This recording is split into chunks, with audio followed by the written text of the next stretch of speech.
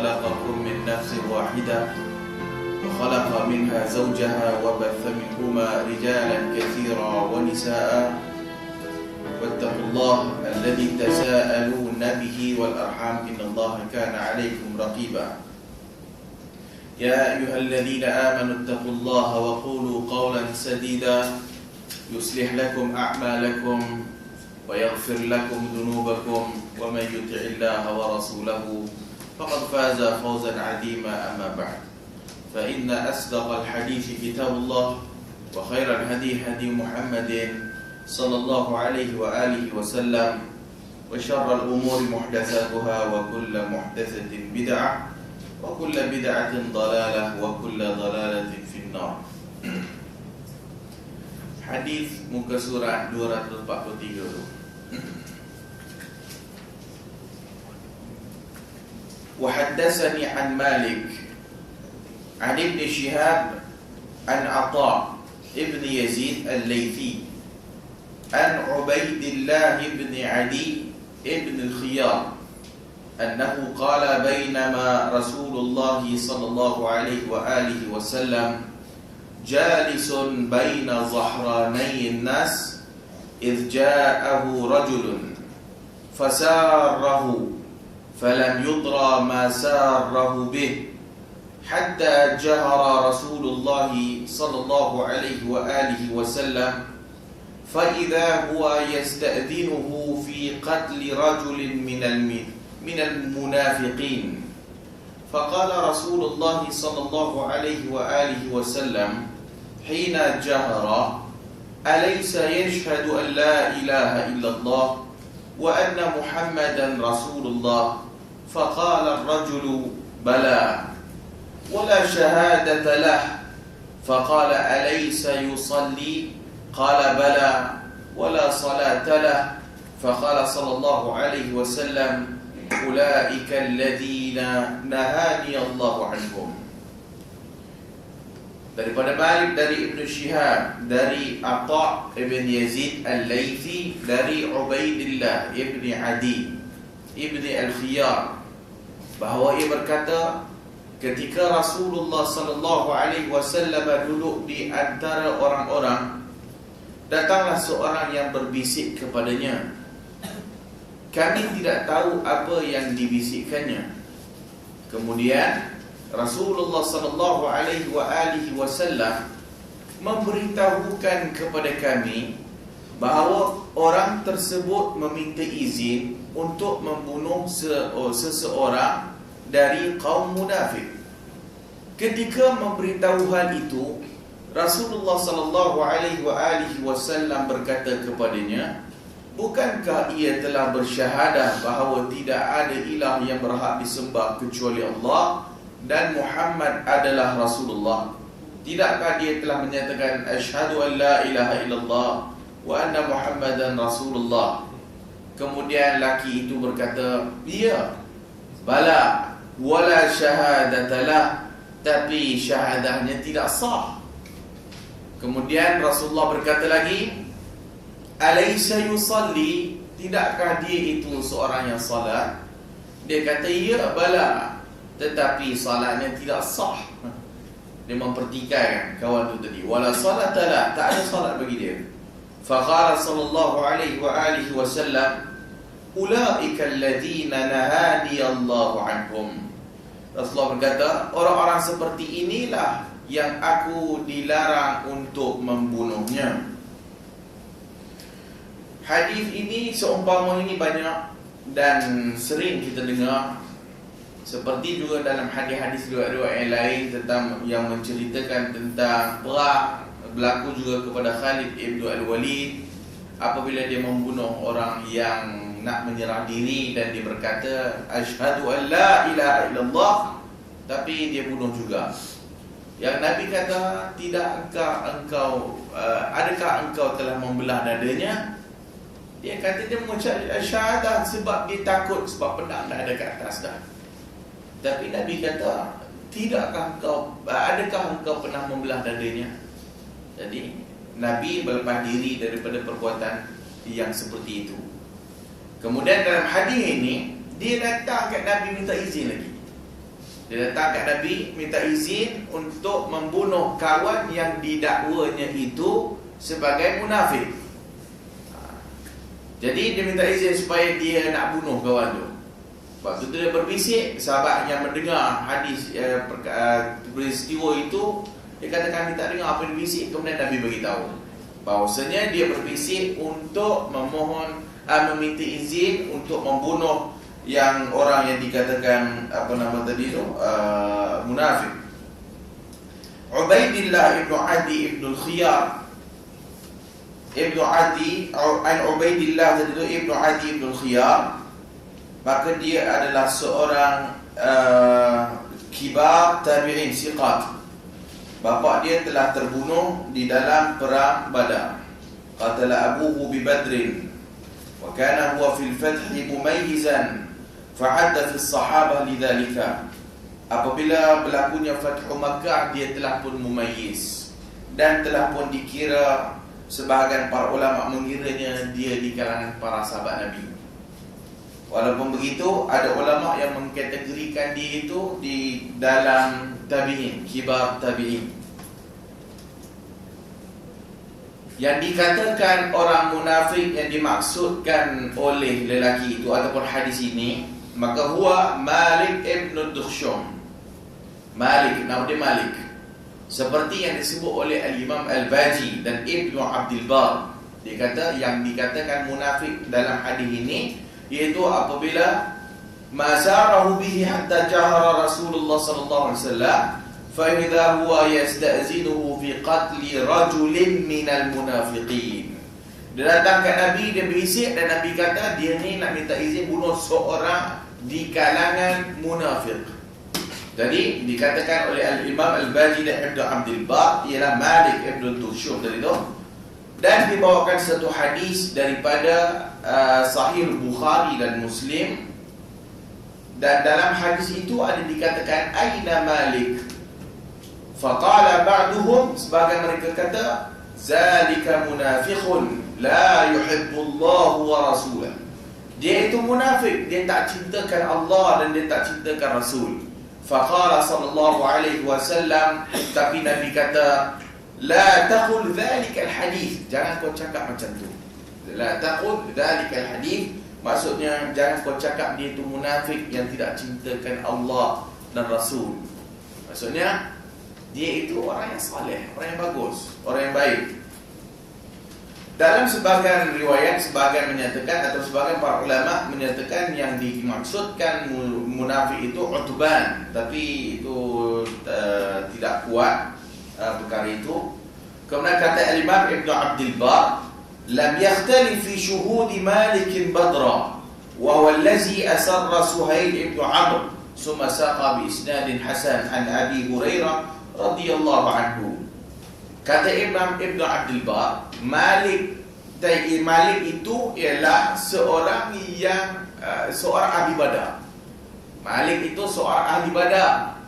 Kemudian dia bawakan satu riwayat daripada Abu Hurairah, anna Nabi sallallahu alaihi wasallam qala liman takallama fi, Nabi cakap kepada orang yang duk ngata dia ni munafik tu, alaysa qad syahida badra, Nabi tanya bukankah dia ini ahli badar, bukankah dia ini menyertai perang Badar. Wa fi Maghazi Ibn Ishaq, dalam Maghazi Ibn Ishaq, annahu sallallahu alaihi wasallam qala liman takallama fi alaysa qad syahida badra, annahu sallallahu alaihi wa alihi wasallam. Berikutnya dalam Maghazi Ibn Ishaq juga, ba'atha Malikan hadha wa Ma'an Ibn Adi faharraqa masjid ad-Dirar.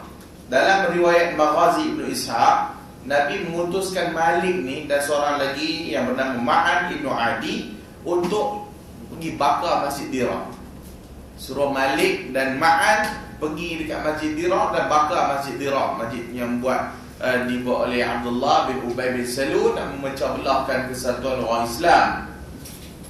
Fadalla ala annahu bari'un mimman tuhima bihi minan nifaq, maka terlepaslah dia daripada tuduhan nifaq, tuduhan munafik. Satu, dia ahli badar. Yang kedua, dia pernah diperintahkan oleh Nabi untuk pergi bakar Masjid Dirar. Masjid orang yang bagus lah, dia tidak munafik. Masjid Dirar itu dibina oleh orang munafik untuk memecah belahkan orang Islam. Jadi Malik itu dihantar oleh Nabi untuk bakar Masjid Dirar itu. Kalau sekiranya dikatakan munafik pun, mungkin ada perkara-perkara yang seperti berlaku kepada Hatib Ibnu Abi Balta'ah. Kan Hatib, pernah dengar kan cerita Hatib Ibnu Abi Balta'ah, iaitu seorang ahli Badar. Apabila dia dapat tahu bahawasanya Nabi SAW nak pergi perang atau nak pergi ke Mekah untuk yang akhirnya jadi pembukaan kota Mekah, maka Hatib ni dia risau yang dia itu dulu sebagai anak angkat saja, duduk dekat Mekah pun, kemudian dah kahwin, maksudnya dia tidak ada saudara mara yang lain, anak bininya duduk kat Mekah. Jadi dia berasa bimbang kalau sekiranya nanti berlakunya apabila Nabi nak masuk Mekah nanti, tak ada orang yang boleh melihat ataupun menjaga keluarga dia tu. Maka timbul kebimbangan itu. Maka dia pun menulislah satu surat kepada Quraisy Makkah, dan dia bagi kepada seorang wanita, dan wanita itu pun dia simpanlah di rumah perempuan tu. Maka perempuan itu pun bawalah surat itu. Kemudian datang wahyu kepada Nabi SAW. Nabi mengarahkan Ali bin Abi Talib, kemudian Zubair, untuk pergi kejar perempuan tu. Nabi kata, kamu pergi ke Raudatun Khakh. Raudah Khakh, satu nama tempat. Kat situ nanti kau akan dapati ada seorang wanita, wa ma'aha kitabun, dan bersama ni kitab, surat. Ambil surat tu. Dan sebagai riwayat dari riwayat Muslim, dia membawa surat daripada Hatib bin Abi Balta'ah. Nabi tahu itu sebab wahyu. Kemudian mereka pun pergi kejar. Apabila sampai ke Raudatul Khakh, maka dia dapati wanita itu naik unta. Kemudian ditahan dan dia minta, mana surat? Perempuan tu pun kata, tak ada surat. Mana ada surat? Sebab dia dah diupah. Jadi dia kata tak ada surat. Kemudian turun daripada unta, cari kat sekeliling tu, tak jumpa. Maka dia kata, Nabi SAW dah kata dah ada surat. Mustahil Nabi bohong. Kau keluarkan surat itu, kalau tak kami bogilkan kau. Maka risaulah perempuan tu. Maka dia pun keluarkan daripada rambut surat, dia pun bagi surat Hatib bin Abi Balta'ah. Bawa kat Nabi, jumpa kat Nabi, Nabi baca surat, dan tertulislah Hatib bin Abi Balta'ah. Maka apa lagi Umar bin Al-Khattab pun, lepas dia dibaca semua-semua tu, maka Nabi panggil Hatib, dan Nabi tanya, kenapa buat macam ni? Maka dia pun ceritakan lah, yang mereka semua yang ada ni, mereka ada saudara mara mereka kat Mekah, yang apabila berlakunya, sebelum tu dia bagi tahu bahawasanya dia tidak murtad, bahkan dia mencintai Allah dan mencintai Rasul. Tinggal lagi dia itu dahulunya anak angkat saja kat Mekah, kemudian bila dah kahwin, dah ada anak, maka tak adalah seperti yang sahabat-sahabat yang lain yang masih ada saudara mara mereka kat Mekah, ya apabila nanti berlaku peperangan mereka boleh dilindungi. Tapi siapa yang nak lindungi anak dan bini aku? Dia rasa bimbang. Nabi bertanya, dan Nabi tidak terus menghukum. Bukan, oh ini pokok ni khianat, pergi pancung. Tak, tabayun. Cek, kenapa? Sebab kadang-kadang tindakan seseorang itu, maka ada sebab di sebaliknya. Jadi Nabi minta penjelasan. Apabila telah diberi penjelasan, Umar pun kata, dak ni, bagi aku pancung kepala munafik, pengkhianat. Kemudian Nabi berkata, Nabi bacakan ayat Allah Azza wa Jalla, bahwasanya ahli Badar mereka telah diampunkan, dan buatlah apa yang mereka nak buat. Satu kredit yang Nabi bagi kepada ahli Badar. Dan ahli Badar itu yang 313 atau 314 itu, Semuanya Allah mengetahui bahwasanya yang mereka 313 itu keistimewaannya lebih tinggi daripada sahabat-sahabat yang lain. Sebab di awal-awal permulaan dakwah Islam, maka mereka lah yang mempertahankan Islam. Bahkan bila Allah telah memberikan suatu kredit kepada mereka, mustahil Allah akan berlaku kesilapan. Mustahil akan berlaku kesilapan. Iaitu Allah telah memberitahu bahwasanya ahli Badar itu telah pun diampunkan dan buatlah apa yang mereka nak buat. Maksudnya telah diberikan keizinan oleh Allah Azza wa Jalla. Tapi bukan maksudnya pergi buat maksiat. Maksudnya apa-apa saja tindakan mereka yang baik dan sebagainya itu tidaklah diragui. Maka apabila Nabi sebut begitu, maka Umar pun menangis. Dan dia kata Allah wa Rasulullah alam. Allah dan Rasulnya lah yang lebih mengetahui. Itu kedudukan ahli Badar. Mereka kedudukan tinggi. Kalau ranking para sahabat itu, ahli Badar lah yang paling tinggi. Dan si Malik dalam ini sebagai riwayat menceritakan dia ahli Badar dan dia ahli bai'atul ridwan, yang bai'ah kepada Nabi, bai'atul ridwan. Itu pun ada kelebihan juga. Jadi itu yang berlaku kepada Malik tadi tu. Dan dia seorang yang saleh, dia tidak munafik, dia cintakan Allah dan Rasul. Bahkan dia ahli Badar, itu yang paling utamanya. Dan dia telah diperintahkan, diutuskan Nabi SAW untuk pergi bakar dan meruntuhkan Masjid Dirar. Faqala Rasulullah sallallahu alaihi wasallam hina jara alaysa yashhadu an la ilaha illallah wa anna Muhammadan Rasulullah. Tidakkah dia ini mengucapkan la ilaha illallah Muhammadan Rasulullah? Laki itu pula dia pertikaikan. Memanglah yes, dia mengucapkan syahadah tapi bohong. Tidak sah syahadahnya, dia kata. Ya anna bil zahir faqat, kerana zahir saja, diucap secara zahir dalam lidah. Wa fil Bukhari Allah wa rasuluhu a'lam fa inna nara wajhahu wa nasihatahu ila al-munafiqin fa inna istadallu ala nifaqihi bimilihi wa nushihi lil munafiqin falam yara al-Mustafa dhalika yubihu damuh.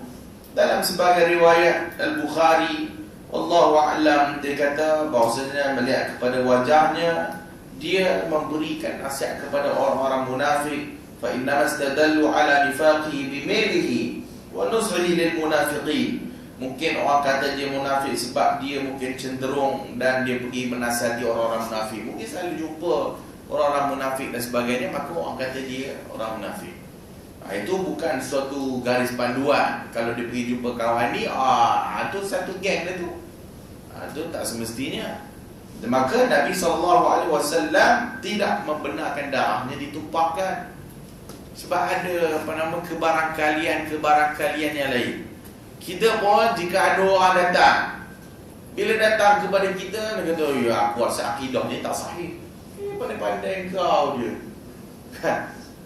Datang orang entah kita pun tak kenal dia, bahkan mungkin kita kenal dia seorang pendakwah, dai, tiba-tiba kita boleh kata pula, mana tahu akidahnya belum tentu sahih.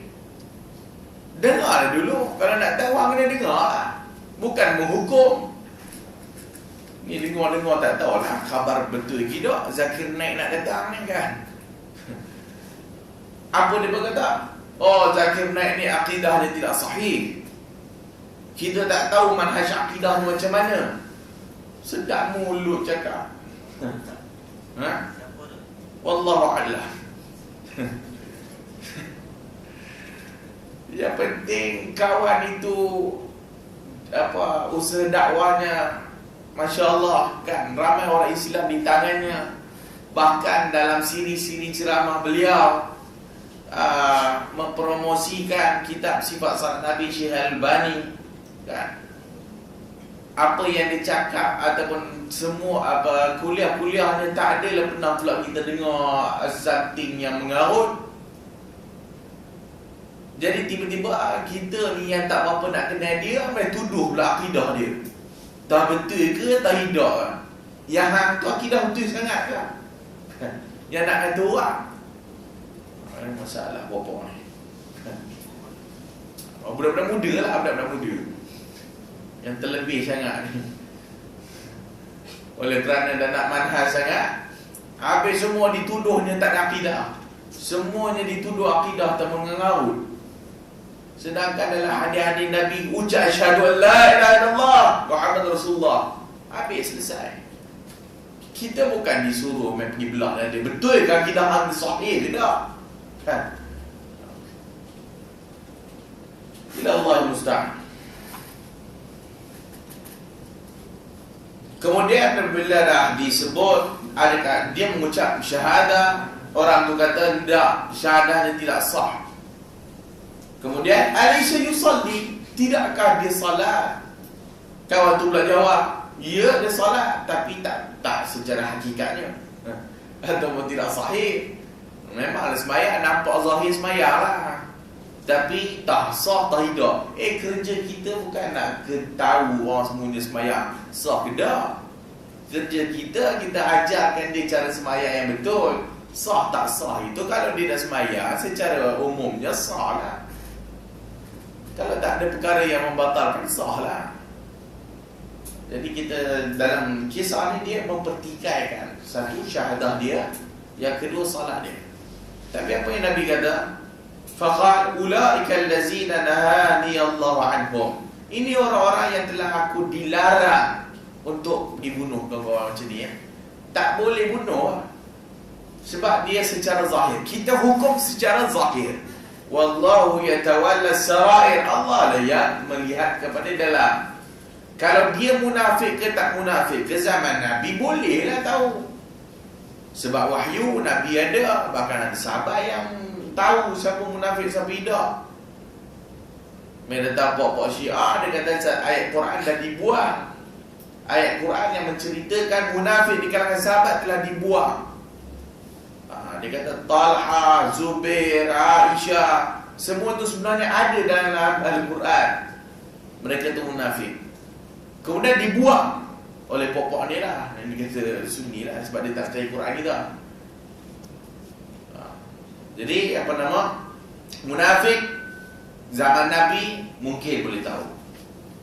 Tetapi walaupun begitu, Nabi bagi guide umum, panduan umum. Kita tengok yang zahir. Kita tak boleh tengok dalam hati dia. Hati dia itu kita serahkan kepada Allah Azza wa Jalla. Kadang-kadang ada munafik yang memang munafik dan dia menzahirkan kemunafikan dia. Itu boleh tahu. Seperti Abdullah bin Ubay bin Salul dan sebagainya, dia munafik dan nampak tindakannya itu macam munafik. Nampak Islam, tapi tindakan dia memecah belahkan orang Islam, nampak jelas. Bolehlah kita. Tapi pada zaman sekarang, kita tak boleh sembrono tuduh dia munafik, tuduh dia fasik. Tak boleh. Tetapi kita bagi nasihat, jangan buat macam ni, macam ni. Ini perangai munafik. Boleh. Sebab kita tak boleh nak hukum dia terus. Kadang-kadang benda yang kat dia pun kadang-kadang kita buat juga. Kadang-kadang. Jadi jangan menghukum orang terus, tetapi nasihatkan dia, janganlah buat macam ni dia perangai munafik. Jangan duk pecah belah orang, ini perangai munafik. Bagi nasihat kat dia. Kita tak tuduh dia munafik, tapi kita kata ni perangai munafik. Ahli sunnah suka kesatuan, ahli sunnah suka kita bersatu. Tapi yang tak suka bersatu itu munafik. Jadi zaman sekarang kita boleh kenal sifat munafik, tetapi kita tidak boleh senang-senang menghukum. Kata Indonesia, memvonis. Memvonis orang itu munafik, itu tak boleh.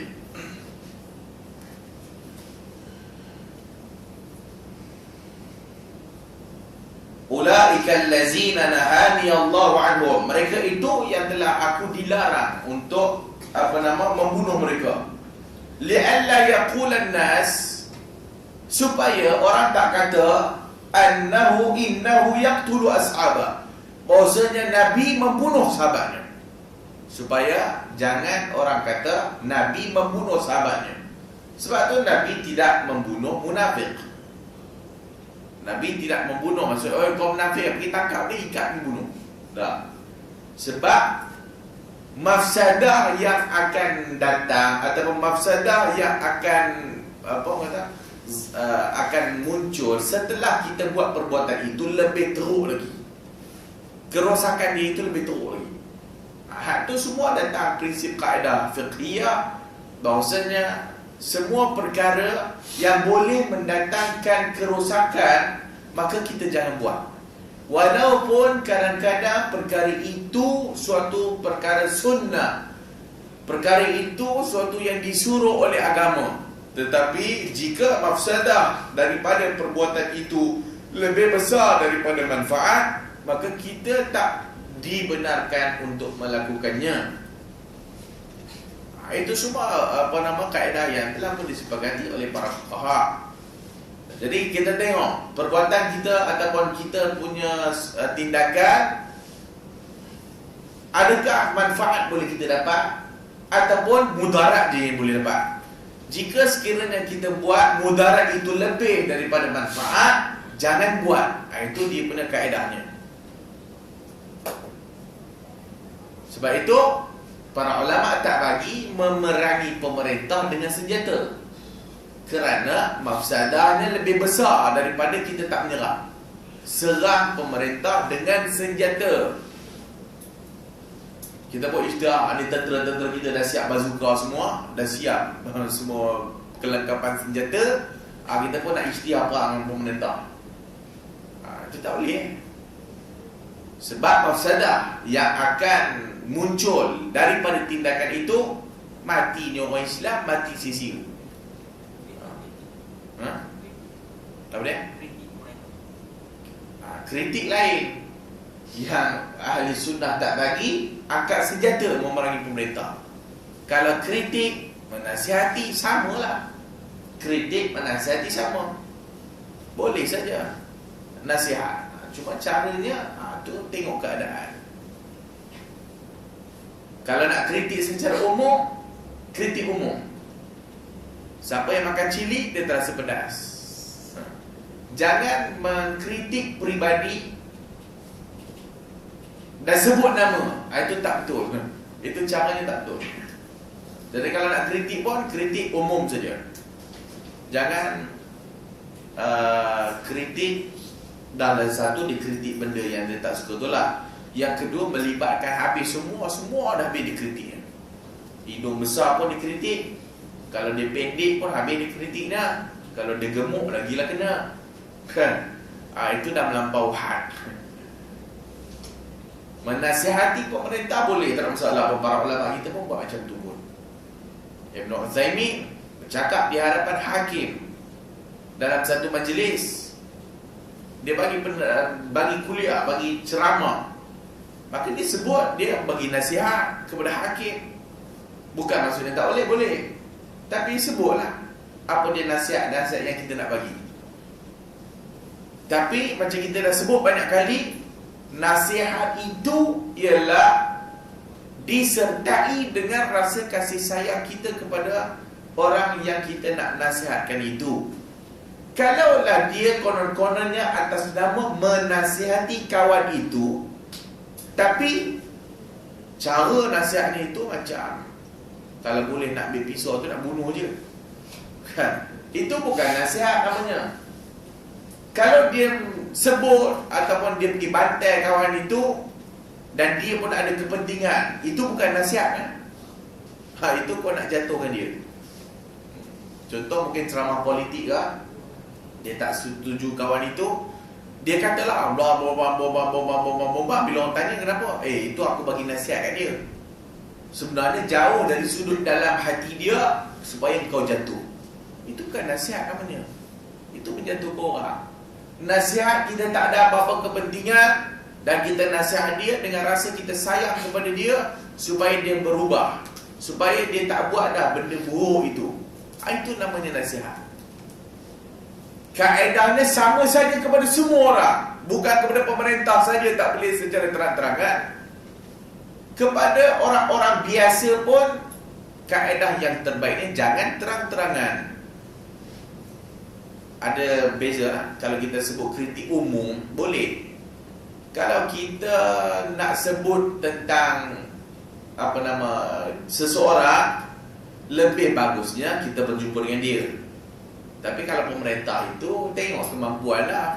Kita nak jumpa dia, mungkin tak tahulah tahun bila boleh kita jumpa. Mungkin dia dalam kat IJN, boleh go kita jumpa. Kalau dia sebelum dia masuk, kita pun tak ada dan nak jumpa dia. Tapi kaedah yang kita sebut, yang terbaiknya, kita jangan sebutlah secara terbuka. Itu yang terbaik. Maksudnya kita nak individu ni, kita nak tegur dia. Maka kita tegur dia, yang dia tak suka itu, elok jangan depan orang.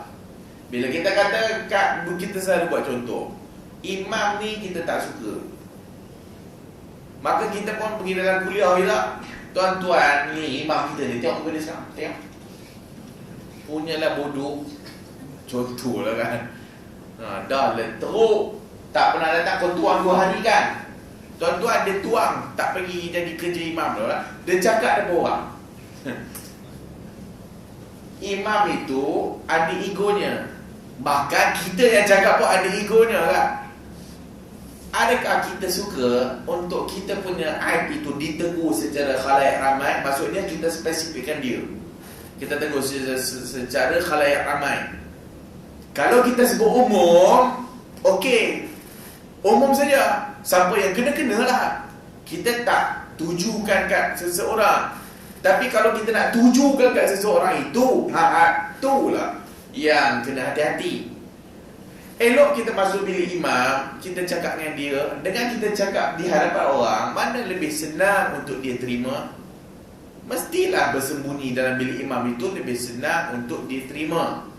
Maka kaedah itu kepada semua orang. Kepada pemerintah, min babin aula, lebih utama lagi lah untuk kita, kalau boleh, tutup. Tapi jangan kepada pemerintah kita main pakai kaedah itu. Kepada orang-orang biasa kita tak pakai kaedah itu, dengan alasan, itu untuk pemerintah saja. Menasihati secara sembunyi itu untuk pemerintah saja. Tapi ini boleh untuk umum. Ini kaedah apa ni? Tak betul, cara faham tu tak betul. Kalau orang bawahan pun tak suka macam tu, apatah lagi kalau dia pemimpin, lagilah tak suka. Jadi mesti konsisten lah. Konsisten. Kalau you tak mau tegur pemerintah secara terbuka, jangan tegur orang lain secara terbuka. Kena konsisten lah kaedah tu. Bukan kaedah tu kepada orang awam boleh terbuka. Untuk ni Ustaz Fulan bin Fulan ngongang pergi mutuknya. Boh dalam Facebook, boh dalam Twitter. Tapi bila orang petikankan dia, Ustaz kata tegur secara sembunyi kan lebih bagus. Itu untuk pemerintah aja. Apa ni kembali betul apa tahu. Tak konsisten kaedahnya.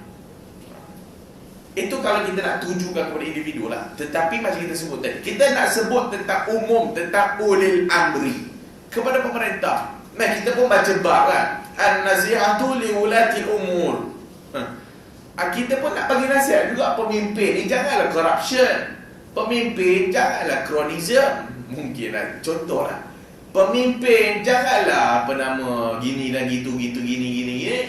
Pemimpin mesti menunjukkan contoh yang terbaik. Pemimpin jaga bini, jangan tak tutup aurat. Umum. Boleh ke tak boleh? Boleh lah. Umum saja. Siapa yang kena, dia terasa pedas lah. Bukan kita tujukan dia, kita umum saja. Maka pemimpin yang disukai oleh rakyat, pemimpin yang begini. Kita pun cakap dalam kuliah, takkan tak boleh? Boleh lah. Bin Baz sebelum dulu nak masuk televisyen ke apa, parabola apa, main haji nak rasmi. Sebelum haji datang, dia datang dulu dah berceramah. Sampai menangis-nangis dia. Raja datang, alamak orang tu dia dah menangis, jom kita belah. Tak jadi ya. Kita nak kata tu kurang ajar kepada pemerintah dah. Dah pun kan. Tapi apa nama, dia tak sebutkan keburukan secara direct, tapi dia umum saja. Itu bukanlah menjadi kesalahan, itu tak ada kesalahan, umum. Jadi kembali balik, tahu macam mana boleh sambung situ. Kenapa Nabi tak nak bunuh? Kenapa Nabi dilarang bunuh? Sebab innahu yaqtulu ashabah. Kerana nanti orang kata Nabi membunuh sahabatnya. Mafsadah tadi kan.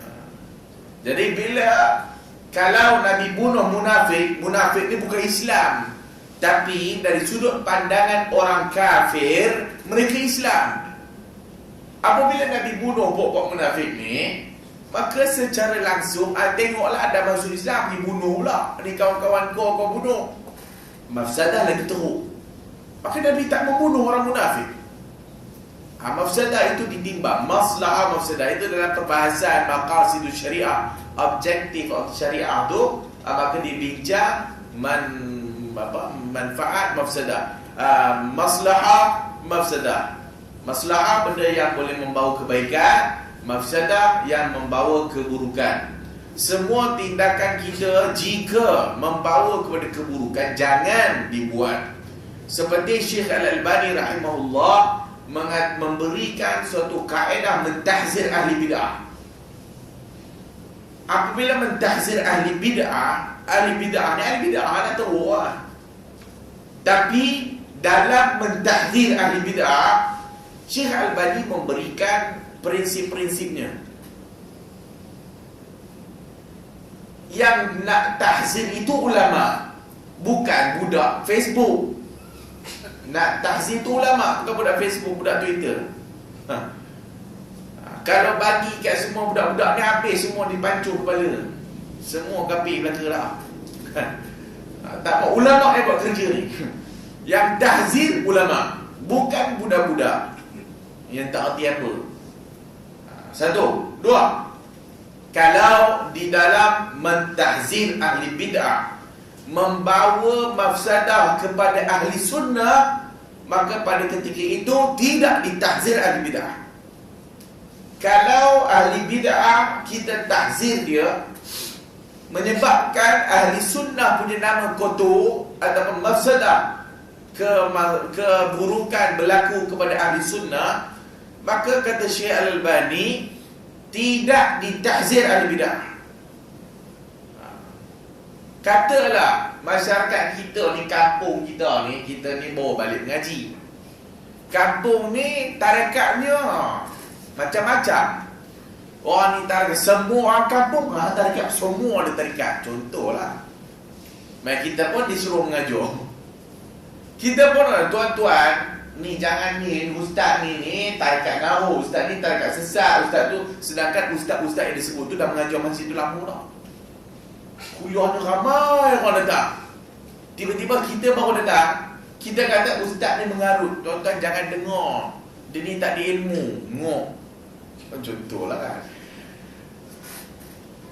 Siapa yang akan terpalit kebodohan? Engkau lah, kau tu bagus sangat kan? Itu. Sedangkan kita nak bawa ni yang betul ni, manhaj salafi ni. Tapi kita tak reti cara ni, maka habislah kita. Siapa nak dengar lagi kita cakap? Kalau dia ulama besar, satu negeri, satu dunia kenal dia. Pergi mana-mana negara semua kenal dia. Tapi ada kecacatan dalam pemikiran dia, yang itu tidak dinampak oleh orang awam. Yang kita ni, kalau mengaji agama tu boleh tahan sikit. Ini budak Facebook. Facebook juga lah. Budak Facebook juga alim. Kerja bank je jadi ulama lah. Baru kenal manhaj salaf, dah kira ulama lah. Jadi dia pun tahzir. Jangan dengar ni Syekh ni Al-Allamah, bukan Allamah pun. Syekh ni sekian dan sekian ni pemikiran dia mengarut, ada kesesatan dalam pemahaman akidah. Orang nak dengar siapa? Syekh ni terkenal apa lantang, tiba-tiba main budak ni. Kau siapa? Kau siapa?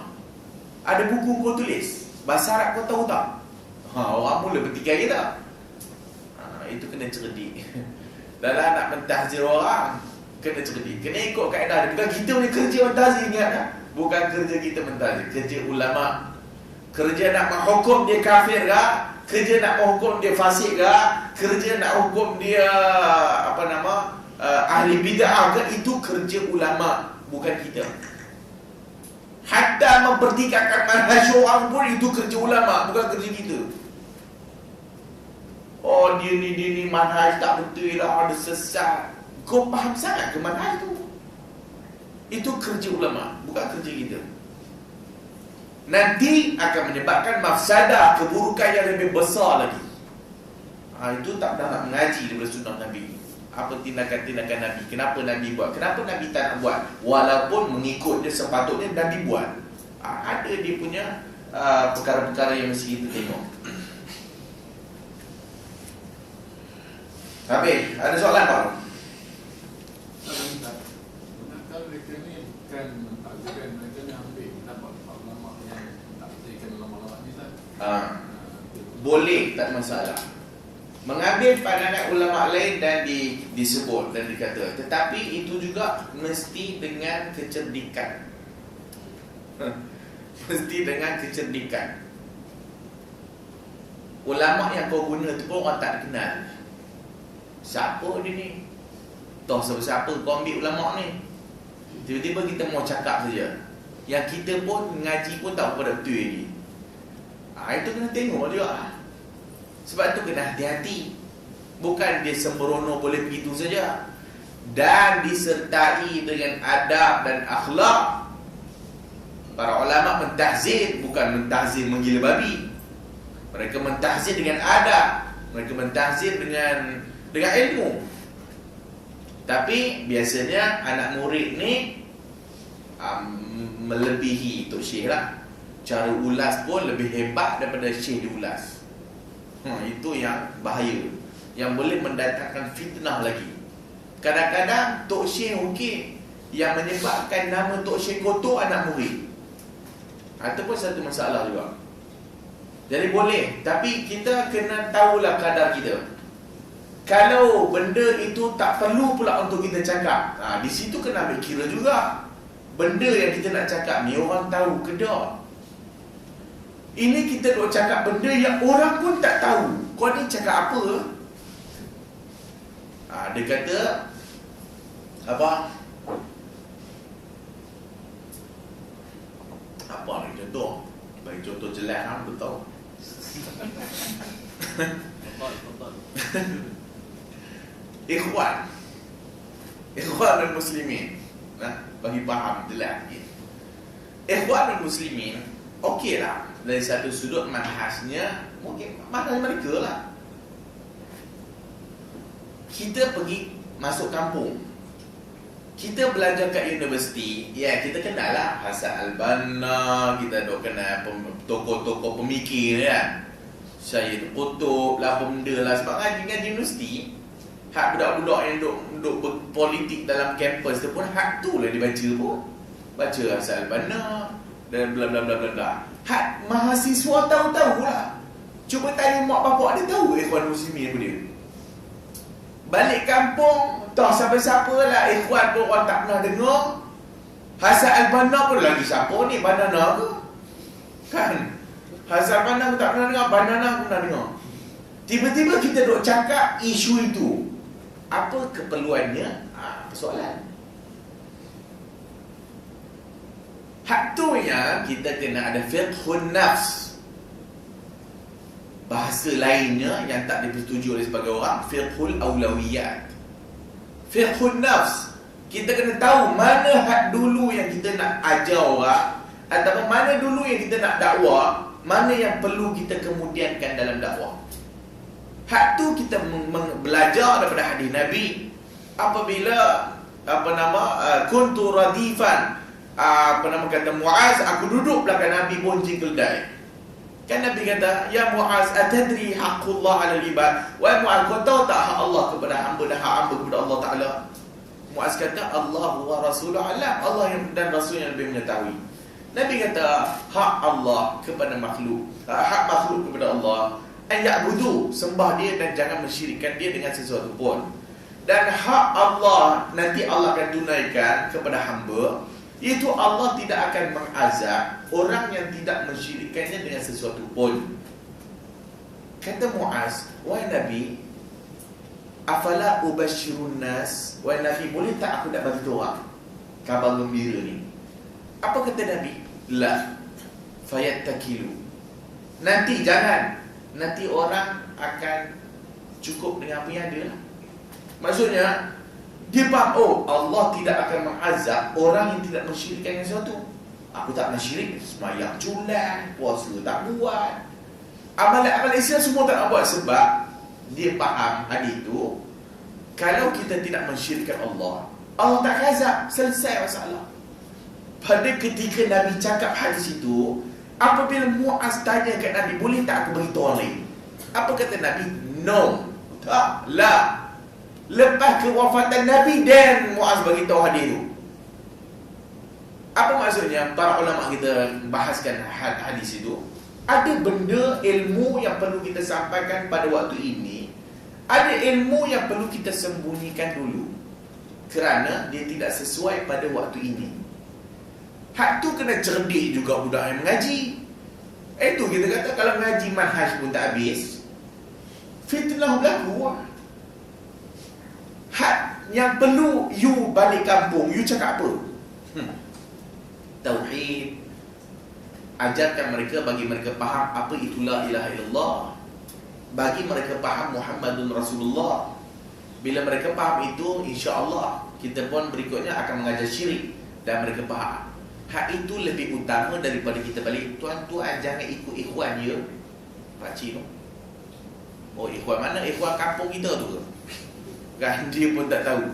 Hak tu kena kecerdikan. Hak yang tak perlu kita cakap, jangan cakap. Orang tak tahu, kita cakap kepada orang kadar yang dia boleh faham lah. Hak tu semua kena kemahiran dalam berdakwah. Hak mana nak cakap dulu, hak mana perlu cakap dulu. Ini ustaz muda-muda baru nak berceramah, pergi satu masjid berceramah, tuan-tuan ini bid'ah tuan-tuan, ini semua ni bid'ah tuan-tuan. Apa ni? Kita duduk dengan orang alim, kita tahu macam mana cara mereka handle dengan pokok ni. Tengok dia macam mana, tengok akhlak dia orang macam mana. Tapi masalah kita tak tengok, bukan tak tengok pun, sebut saja nama ulama, tak baca, haram baca pun. Kata Ibn Taymiyah, Fatwa Majmu' Al-Fatawa, baca ke tak? Itu problem budak-budak muda sekarang yang tak berapa nak faham manhaj lah. Yang tu yang kena belajar tu betul-betul. Sebab itu mengaji itu tulis zaman. Mengaji itu memerlukan masa yang lama. Kalau you faham manhaj salah baru 3 tahun, kemudian you nak tunjuk hebat, mak kumpul kitab, tak mau macam tu. Kita duk faham manhaj salah ni pun bertahun-tahun mengaji kan. Bertahun-tahun kita mengaji, tengok macam ni pula guru ni pula, belajar guru ni pula. Kita pergi ke merata-merata tempat. Itu semua memberikan kita pengalaman dan bagaimana kita nak bertindak. Hak tu puak-puak ni, dia suka duk ngutuk orang, dia suka kritik orang, sangat suka. Kerana jiwa kita sangat suka benda tu. Ngata orang, jiwa kita sangat suka mengata orang. Memang best. Tak ada siapa kata tak seronok kata orang. Memang seronok kata orang. Sebab tu setan pun main tolong duduk tumpang sekaki. Kadang-kadang setan pun, bagus kau ni aku rehat saja. Bagus. Kau lebih hebat daripada aku banyak. Jangan sampai macam tu. Ni setan duk talbis. Mula mengaburi talibul ilm, mengelaburi mata penuntut ilmu. Maka antara penyakit penuntut ilmu at-ta'alum, rasa diri alim. Itu penyakit dia. At-ta'alum. Baca buku Syekh Bakar Abu Zaid, at-ta'alum. Saya tak tahu dia terjemah tak ada. At-ta'alum, dia tulis bagus buku tu. Orang yang duk rasa alim sangat, ta'alum, buat-buat alim. Sebelum ta'alim pun, hak tu yang kita kena belajar, baca buku para ulama. Bukan hanya dengar daripada ustaz Melayu kita dah habis seorang tu lah yang kita dengar, hak tu lah kita pakai. Mula ngutuk kepada yang lain, ngutuk kepada ustaz yang lain. Tak ada akhlak langsung. Kadang-kadang manhaj salaf tu kita kenal daripada ustaz tu. Sekarang kita dapat ustaz lain, konon-kononnya manhaj salaf, kita pergi kutuk ustaz yang kerana dia Allah bagi hidayah kita kepada manhaj salaf. Hak tu yang selalu Ustaz Husin Yi peringatkan kepada kita. Selalu hormat kepada orang yang tua. Selalu hormat kepada orang yang telah pun mendahului kita dalam dakwah. Ambil pengalaman dia orang. Bukan muda-muda ni bukan nak reti nak pergi jumpa yang tua-tua, yang banyak pengalaman, belajar daripada mereka. Maka mereka dah buka jalan untuk kita, kita pergi hancurkan jalan yang mereka dah buka untuk kita. Itu masalah tu syaitan. Mudah-mudahan Allah Ta'ala ampun kita. Mudah-mudahan Allah Ta'ala beri kita ilmu yang bermanfaat. Mudah-mudahan Allah Ta'ala rahmati kita. Wallahu a'lamu bis-shawab. Ada soalan lagi?